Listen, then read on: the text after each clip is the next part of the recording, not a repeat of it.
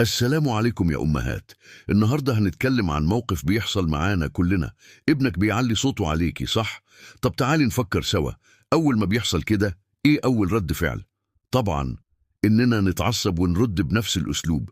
بس استني شوية، أنت الكبيرة وأنت القدوة. لو رديتي بصوت عالي هو هيفتكر إن ده الطبيعي وهيكرره تاني وتاني. خدي نفس عميق، بصيله بجدية وقوليله بهدوء: أنا مش هقبل إنك تكلمني بالصوت ده. لما تهدى نكمل كلامنا. عارفة ليه الهدوء مهم؟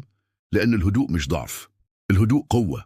بتعلمي بيه ابنك الاحترام من غير ما تكسري نفسيته. كل موقف زي ده فرصة قدامك، يا إما تعلميه يكون مؤدب، يا إما تعصبيه أكتر وتخسري احترامه ليكي.